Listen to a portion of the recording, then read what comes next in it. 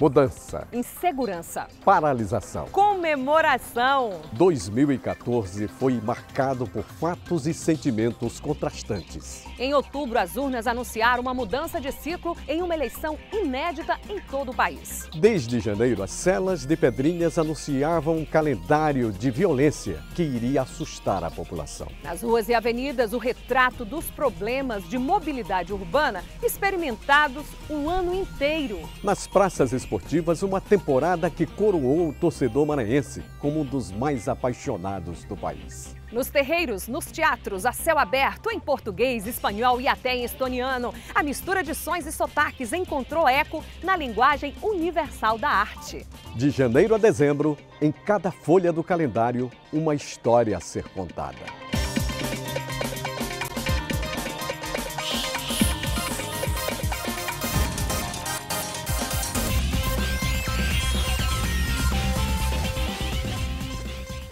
As decisões de 2014 irão entrar para a história do cenário político maranhense. O resultado nas urnas indicou a escolha do eleitor por um caminho de mudanças no comando da administração pública e sacramentou um resultado inédito no processo eleitoral do país. A primeira eleição de um candidato do PCdoB ao governo de um estado brasileiro. O ano também foi marcado pelo crescente avanço dos recursos tecnológicos, fenômeno que transformou as regras de convivência social para além da realidade virtual. Enquanto os fios de telefonia e de energia continuaram irregulares, chegando até a provocar mortes em São Luís, o celular do maranhense adotou o 9º dígito, assim como outros estados do país. Os celulares também apareceram onde não deveriam, nas chamadas selfies tiradas de dentro da cabine de votação, uma prática considerada crime pela Justiça Eleitoral. Mas a tecnologia mexeu com a vida do maranhense antes mesmo das propagandas eleitorais começarem. São Luís e outras 6 cidades tiveram que passar pelo recadastramento biométrico. Ao todo, 20% dos eleitores do estado utilizaram a biometria para votar. Acho fundamental, né? É uma das ferramentas, não é a única e não, talvez a não mais importante, mas uma das ferramentas de controle social e de controle político no país. Quando a campanha começou, outro velho cenário tomou conta das ruas. Cartazes irregulares e panfletos, muita poluição visual e também sonora. A gente às vezes até adoece do ouvido, né? Porque eles passam do limite que é para ser. Mais uma vez, a TV Brasil cumpriu seu papel de promover o debate público e de fortalecer a democracia.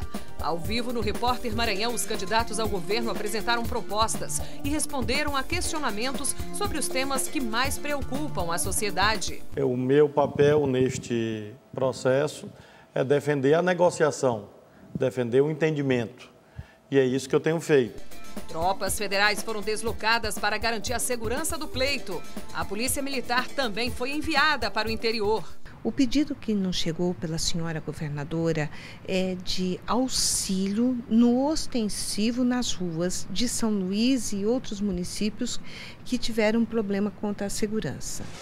No dia da eleição, o jornalismo da TV Brasil exibiu flashes de hora em hora, mostrando o andamento da votação, os problemas de última hora, a votação dos candidatos e as informações direto do interior do estado. Houve bem menos ocorrências policiais do que no primeiro turno. No total foram 11. Na cidade de Imperatriz, a 600 quilômetros de São Luís, o secretário municipal de administração, Iramar Cândido, foi preso em flagrante fazendo boca de urna. No Maranhão, o número de eleitores jovens diminuiu, mas cresceu a quantidade de idosos. Pessoas que não são obrigadas a votar, mas que não abriram mão de exercer a cidadania através do voto. Um dado, porém, é preocupante. 13% do eleitorado maranhense é composto por analfabetos, um contingente de 500 mil de pessoas. Esse percentual é maior do que a média do Nordeste, que é de 9%, e mais que o dobro da nacional, que é de 5%. No fim, Flávio Dino superou Lobão Filho ainda no primeiro turno, com mais de 60% dos votos válidos. E a vitória do primeiro governador do Partido Comunista do Brasil pode ser um divisor de águas na história política do estado. Quero dizer a todo o povo do Maranhão que está proclamada a República no nosso estado. Governador eleito no Maranhão, o Brasil seguia em uma das eleições mais disputadas desde a redemocratização. Com uma diferença de menos de 3,5 milhões de votos, a presidenta Dilma Rousseff foi escolhida pela população para mais 4 anos de governo. Dos filhos deste sol as mães, gentil, pátria amada, Brasil. Mais uma vez, o pequeno município de Belágua ficou famoso em todo o Brasil por ser, pela segunda eleição seguida, a cidade em que a presidenta obteve proporcionalmente mais votos. Há 21 dias para o fim do mandato, Rosiana Sarney anunciou renúncia. Pela ordem de sucessão, assumiu o presidente da Assembleia Legislativa, já que o vice-governador havia renunciado para assumir uma vaga no Tribunal de Contas do Estado. Eleita governadora do Maranhão pela primeira vez há 20 anos, Rosiana passou pelo cargo outras 3 vezes. Não digo adeus, esta é a minha terra. O povo do Maranhão é a minha família. Estarei a seu lado em todos os momentos da minha vida. E assim, com algumas rupturas, mas também continuidades, a eleição deste ano dificilmente será esquecida para o povo maranhense, que tem a chance de escrever uma nova história a partir de 1º de janeiro.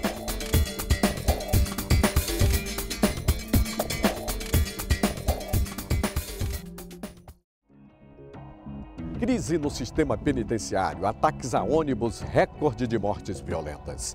Entre tantos desafios impostos à administração pública, a pasta da segurança certamente foi a campeã em número de ocorrências que repercutiram negativamente. Nos primeiros dias de janeiro, 2 mortes foram registradas no complexo penitenciário de Pedrinhas. O ano que acabava de começar já parecia uma continuação da crise que marcou o sistema carcerário de 2013. De dentro do presídio partiam ordens de ataques. Uma onda de terror se espalhou pelas ruas. Foram atacadas delegacias, veículos e o transporte público da cidade. A criminalidade está acontecendo, a gente fica sem saber o que fazer, né? A pequena Ana Clara Santos Souza foi uma das vítimas. A mãe e a irmã de 1 ano e 5 meses sobreviveram à tragédia. Entre as vítimas, um herói. Márcio Ronen arriscou a própria vida para tentar salvar a vida de 2 crianças. Daqui para frente, depois que eu terminar de fazer meus restos de exames, tudo fundamental, eu vou ter que procurar um novo emprego, porque o que eu fazia antigamente eu não vou mais poder fazer. Cuidar da minha família e acompanhar o crescimento dos meus filhos, junto com minha mulher. A população marchou pelas ruas pedindo por paz e para que o poder público tomasse providências. É importante a sociedade se pronunciar agora, chega de violência. A Comissão de Direitos Humanos do Senado veio conhecer de perto a realidade de Pedrinhas. Procuradores do Estado encaminharam o pedido de intervenção federal ao Procurador-Geral da República. Infelizmente, muitas e muitas denúncias formuladas pela OAB não foram devidamente apuradas. Foi por isso que nós tomamos a iniciativa de representar diretamente, junto com a Comissão da Sociedade de Direitos Humanos, representar diretamente a Organização dos Estados Americanos.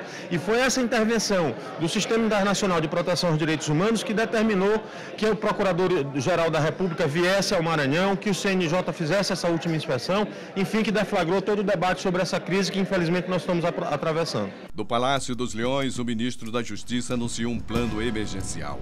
Dentre as 11 medidas estava a criação do Comitê Gestor de Ações Integradas, com membros do Executivo, Legislativo e Judiciário, além do Ministério Público e da Defensoria Pública. Essa reunião, evidentemente, ela contou com a participação de todos os poderes e as pessoas também que vão trabalhar nesse projeto de que nós temos de acabar com a crise nas penitenciárias. Presos chegaram a ser transferidos para presídios federais fora do estado. Um mutirão carcerário foi realizado para rever as condições dos detentos e atenuar a superlotação. Foi feita uma revisão desses processos para saber se efetivamente todos que se encontram no cárcere efetivamente precisam estar lá. O Maranhão foi a primeira unidade da federação a implantar o sistema de audiências diferenciadas conforme Pacto de São José da Costa Rica, do qual o Brasil é signatário. A medida começou a valer já na nova unidade de segurança São Luís III, no presídio que recebeu parte dos presos de Pedrinhas. Temos 850 mil pessoas presas no país e praticamente a gente iguala no 3º lugar com a Rússia. Então não se pode falar de impunidade num país que prende demais. O que a gente pode falar é que nós somos desorganizados. Nós podemos dizer que a gente prende e, às vezes, prende muito e, às vezes, até a gente prende muito e mal. Presos postaram vídeos e fotos nas redes sociais e ganharam adeptos fora delas, principalmente entre os mais jovens. Nesse afã de aparecer, de querer mostrar, fazem páginas e páginas de Facebook, de redes sociais e ficam fazendo uma apologia a uma situação que nem eles mesmos têm um controle, nem mesmo eles sabem o que está por trás. Além de dezenas de mortes não solucionadas dentro do presídio, presos continuavam fugindo por túneis, pelo telhado e até destruindo o muro do complexo com um caminhão caçamba roubado. O que se observa é a fragilidade da construção. O muro possui a espessura de um imóvel residencial e, com o impacto da caçamba, as rachaduras se estendem até a guarita. Na administração, denúncias de corrupção. Um dos diretores foi preso acusado de facilitar a fuga de detentos. Em decorrência das más condições de trabalho, agentes de segurança e monitores terceirizados cruzaram os braços. Essa causa não é só minha e nem dos meus companheiros, e sim nossa, do povo em si. Chega, tem que dar um baixa nessa situação. Em meio à crise, o secretário de Administração Penitenciária não resistiu à pressão e pediu demissão. Nas ruas, uma nova onda de ataques a veículo aumentou o medo da população. Aconteceu muito rápido. Chegaram aqui em torno de 10 a mais pessoas, ameaçando todo mundo aqui, estava tudo perto, mandando deitar. Pânico na rua aí que está acontecendo incêndio direto. Já entraram na Garra da Abreu, incendiaram 2 carros e tentaram entrar na Maranhense agora. Os pontos de ônibus ficaram lotados. Como não passou, aí eu peguei uma van política, vim até ali e dali eu estou esperando para ver se vou para a cidade operária. A BR para cá e estou esperando aqui mais 2 horas. A região metropolitana se tornou ponto de disputa do tráfico de drogas e controle de facções criminosas. Antes do ano acabar, novembro já ultrapassava a marca histórica de mais de 1.000 mortes violentas apenas este ano. Conservação das vias, interdição de avenidas, buzinaços, grandes congestionamentos, cenário nada fácil de conviver e que por mais de um ano tomou conta do cotidiano do maranhense. 2014 deu mais uma amostra da urgência de se pensar alternativas para a mobilidade urbana. Está pensando em ver a chegada de 2015 na praia? É bom lembrar que 2014 não começou bem para os donos de veículos na praia do Araçagi. Vindo do mar ou dos céus, as águas deram prejuízos. Sem um sistema de drenagem eficiente, circular pelas ruas de São Luís exigiu coragem na época das chuvas. Rachaduras em ruas, avenidas e pontes não foram os únicos obstáculos. Motoristas e passageiros dividiram as ruas com diversas manifestações populares em 2014. Se não é para botar ônibus, então corta tudo. Não tem que botar só por metade, porque não serve. Em março, o reajuste do dia para a noite no valor do combustível pegou os consumidores de surpresa. Uma CPI chegou a ser criada para apurar uma possível formação de cartel. A gente quer fazer de uma forma que isso não se repita, porque houve em 2011 e na época era por corredores, eram por bairros, e agora eles voltaram muito fortalecidos e fizeram na cidade toda.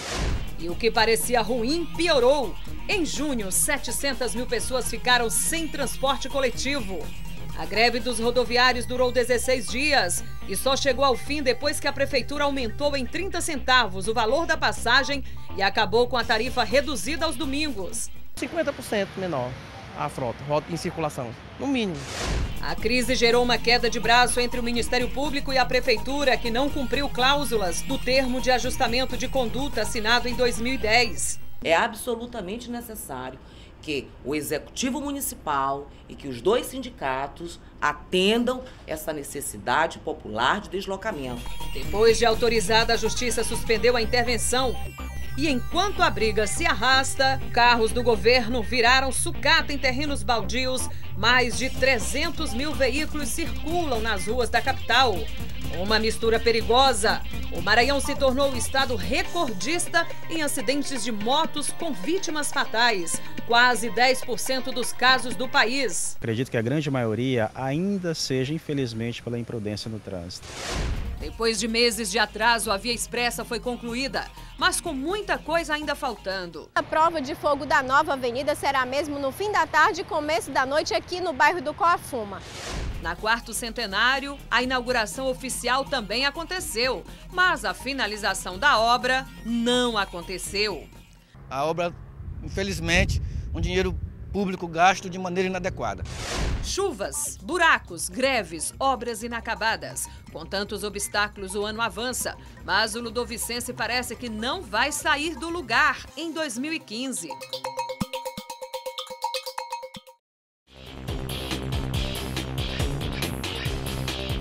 Em 2014, mais uma vez, a emoção do esporte foi responsável por levar um pouco de diversão ao maranhense.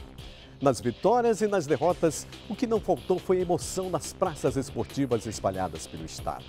O torcedor levou o Maranhão a liderar um ranking positivo, o de média de público nos estádios e ginásios. Esta foi mais uma temporada em que as massas deram colorido especial às arquibancadas e empurraram no grito os times do coração.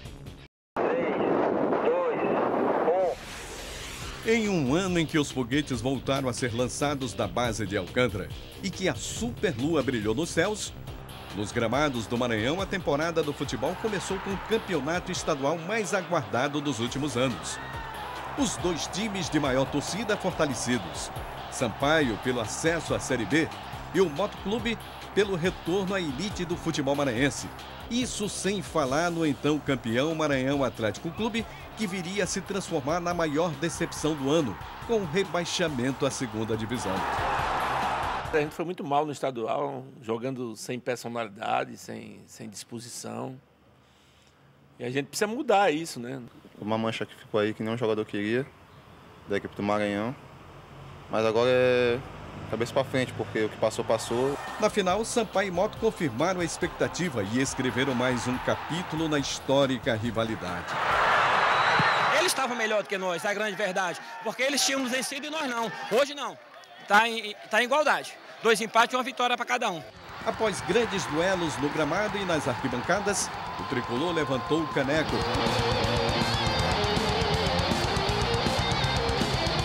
Foram 2 jogos muito bons, né? Fico muito feliz por ter ajudado a equipe. E agora é dar sequência. Vem uma maratona de jogos aí, Copa do Brasil e Série B. E eu acho que esse título nos dá moral para iniciarmos bem essas competições. Mas o jovem elenco rubro-negro deu uma demonstração de força e garantiu o retorno do Papão a uma competição nacional, a Série D do Brasileirão. A equipe avançou bem na primeira fase e foi chaveada no mata-mata com o campeão paulista, o Ituano. Porque é um grupo que mostra uma determinação, mostra garra, mostra vontade, com esse apoio do torcedor. Em um confronto marcado pelo equilíbrio, o Moto avançou após uma disputa de pênaltis que consagrou o goleiro Juan. Porque a nossa luta é ali dentro das 4 linhas. Então, a gente está feliz, o grupo aí é abençoado. Restavam 2 jogos para concretizar o sonho de subir à Série C. Mas a equipe maranhense caiu diante de uma equipe mineira de nome sugestivo, a Tombense, que viria a se tornar a grande campeã da Série D. Voltando a falar sobre o grande rival, após mais de uma década e 2 acessos consecutivos, o Sampaio Corrêa estava de volta à Série B. O tricolor chegou a apresentar um futebol que credenciou a equipe a lutar por uma vaga no G4. No fim, a equipe maranhense teve que se contentar com o meio da tabela. Com o empate em casa, o Sampaio Corrêa perde a oportunidade de se aproximar do G4. Mas recuperou prestígio nacional com jogadores assediados por gigantes do futebol brasileiro e uma das maiores médias de público do campeonato. E por falar em torcida, o maranhense protagonizou um colorido especial aos eventos esportivos durante todo o ano. Especialmente quando recebeu visitantes ilustres como o Vasco da Gama, o Palmeiras e até o Flamengo, que foi atraído pelo poder das massas e resolveu mandar um jogo de Série A pelas bandas do gigante do Outeiro da Cruz. Não foi só no Castelão que o torcedor maranhense demonstrou sua paixão pelo esporte. O fenômeno se repetiu no Castelinho, com os jogos do Maranhão pela Superliga Feminina de Vôlei e pela Liga de Basquete Feminino. A torcida aqui é uma torcida que eu acho que não existe em nenhum lugar do Brasil, nem no mundo eu acho que existe. A torcida aqui sempre a gente perdendo, atrás do placar, é uma torcida que apoia, que ajuda. Para quem não pôde ir pessoalmente aos palcos do principal evento esportivo do ano no Brasil, a solução foi transformar a rua em arena. O maranhense se mobilizou em uma corrente positiva pela conquista do Hexa. Mas o final dessa história todos nós já sabemos. A taça teve gosto de chopp alemão. É triste ver isso, mas não dá, eu vou embora pra casa. O certo é que nas vitórias e nas derrotas, 2014 foi mais um ano carregado de emoção nos campos, quadras, areias, pistas e tatames.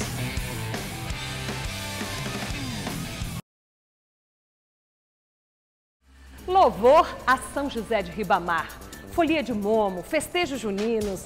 Não faltaram motivos para que os sons dos tambores, matracas e pandeirões ecoassem pelos 4 cantos do estado durante todo o ano. De representantes legítimos da cultura popular maranhense até forasteiros ilustres. Os sotaques se misturaram com um objetivo em comum: oferecer a reflexão e o lazer por meio da arte.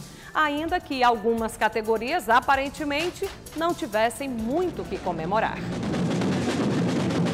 Vai querer colocar o bloco na rua. O refrão é de carnaval, mas quem se antecipou e colocou o bloco nos shoppings foram os chamados rolezinhos, que acabaram proibidos pela justiça. A administração do shopping não quis se manifestar sobre o caso e não permitiu a entrada da reportagem para conversarmos com os lojistas. A juíza da primeira vara da Infância e da Juventude também não quis comentar a sua decisão, que impõe a multa de R$1.000 para cada manifestante identificado. Outros grupos foram para as ruas e não foi para festejar. Os bancários pararam, os servidores municipais também. E quem parou, protestou, se acorrentou e até fez greve de fome foram os professores. Nós vamos permanecer aqui acorrentados até que o prefeito Edivaldo Holanda Júnior apresente e resolva o problema da educação do município de São Luís. No fim, a greve da educação durou mais tempo que as festas de São João e as de Carnaval juntas.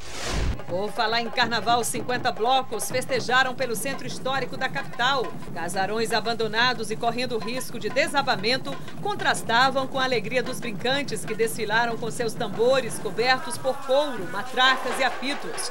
Uma orquestra que marcou a cadência dos instrumentos de percussão. As fantasias improvisadas ou luxuosas foram os destaques dos blocos. Enquanto isso, na passarela do samba, a animação marcou um dos desfiles de carnaval mais antigos do país. 8 anos após a última conquista, a turma do 5º se consagrou como a grande campeã do carnaval em São Luís.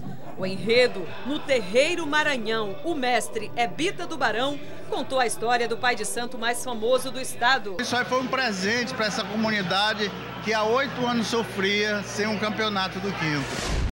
Mal o carnaval esfriou, o São João já estava quente. Durante os quase 2 meses de festa, a TV Brasil teve uma programação especial com transmissões ao vivo, direto da Lagoa da Jansen. E não foi apenas na Lagoa que os bois foram chamados a guarnecer. As matracas também fizeram tremer a Praça Maria Aragão.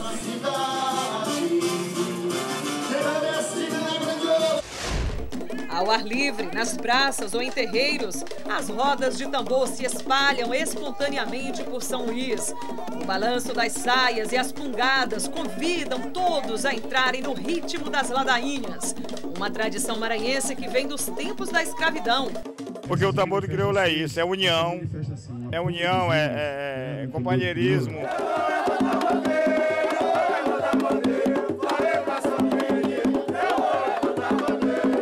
Dia de São Pedro, protetor dos boieiros e pescadores. Dezenas de sotaques se misturaram na Capela da Madre Deus para celebrar e encerrar o período junino. Nas águas, embarcações acompanharam a procissão marítima. No passado, os barcos podiam adentrar pelos rios Anil e Bacanga, o que não é mais possível devido ao assoreamento dos rios. O trajeto mudou, mas a fé e a festa continuam. Ela começa aqui no mar e segue em terra firme. Grupos de Pumba Meu Boi agradeceram ao santo e pediram a bênção e proteção para as festas juninas do ano que vem. Para a gente não perder aquela cultura, então eu trago meus jovens para continuar a nossa cultura que tem, que é o boi, o Bumba Boi de São Luís. Mas 2014 ainda tinha fôlego para outras celebrações religiosas. Durante 10 dias, os fiéis se reuniram em um dos festejos mais tradicionais do estado, o de São José de Ribamar, o padroeiro do Maranhão. Com muita fé e devoção, cerca de 200 mil pessoas lotaram a cidade na procissão que encerrou a semana de celebrações. Da igreja, os romeiros seguem para a MA 201. Eles percorrem toda a extensão da rodovia que liga São Luís ao município de São José de Ribamar. No trajeto, acontecem 8 paradas, cada uma marcada por reflexões sobre a vida do santo. Dias depois, o bairro do Coatraque recebeu o Círio de Nazaré. Cerca de 800 pessoas se mobilizaram e trabalharam voluntariamente para a realização do Círio, que acontece há quase uma década em São Luís, inspirado na celebração de Belém do Pará. Apesar de que é a mesma santa, é a mesma mãezinha do céu, mas eu fico mais aqui. Os filhos ficam lá, alguns ficam lá e eu fico aqui. Foi tanta festa, tanta animação que até grupos estrangeiros vieram nos prestigiar. Nos palcos e também nas ruas. Da Argentina, o grupo folclórico trouxe o ritmo dramático do tango. Da Colômbia, a beleza e a sensualidade da dançarina. E até da fria e distante Estônia, no leste da Europa, uma dança que lembra a cultura do sul do Brasil. A diversidade da nossa cultura é muito grande. Então, esse é o intuito de conscientizar o povo, o mundo e transmitir os nossos costumes, nossas raízes. Um ano intenso de muitas festas e celebrações, em que o povo maranhense continuou tomando conta das ruas. Aconteceu tanta coisa em 2014 que quase não dava tempo de dizer que este ano o golpe militar no Brasil completou meio século. Atividades em todo o país marcaram a data. Em São Luís não foi diferente. Colhemos o depoimento de diversas pessoas, 17 pessoas na verdade, dentre elas casos que envolvem tortura, envolve desaparecimento político, mortes, perseguição, exílio, censura. Tudo isso está devidamente relatado e será entregue à Comissão Nacional. Notícias do passado se somaram a outras, quase rotineiras do presente. Mortes por afogamento chamaram a atenção para os riscos das praias em São Luís. Segundo a Sociedade Brasileira de Salvamento Aquático, no Brasil, por ano, são registradas mais de 7 mil mortes. O principal hospital público da capital, o Socorrão, parou, deixando a população sem ter para onde recorrer. Não mais se pode conviver com essa situação nos hospitais de urgência e emergência superlotada e com pacientes sendo indevidamente atendidos em corredores, muitas vezes improvisados em macas, em colchonetes e até mesmo em papelões. Nas casas, a água continuou faltando. O principal reservatório da cidade também atingiu o pior nível da história. Desde 2008 que o Batatã não atinge o nível máximo de reserva, 10 metros. A cada ano, o volume de água cai gradativamente. Mas também aconteceu muita coisa boa. Finalmente, Patativa lançou CD. Colher de chá, como é que te dá? Colher de chá. Nenhum filme levou tanta gente às telonas como Moleque Té Doido. Fazer graça, é? E teve produção maranhense na lista prévia do filme brasileiro indicado ao Oscar, O Exercício do Caos, dirigido por Frederico Machado. De quando em quando aparecia aqui um homem de branco. O Xará das Piscinas também teve um ano muito positivo. Frederico Castro foi campeão carioca pelo Botafogo e campeão do torneio internacional de Dortmund pelo Bayer Leverkusen. E não faltou festa pelo reconhecimento da roda de capoeira como patrimônio da humanidade. A capoeira se desenvolveu como forma de sociabilidade e solidariedade entre os africanos escravizados. Definitivamente, 2014 foi um ano repleto de acontecimentos marcantes que dificilmente será esquecido.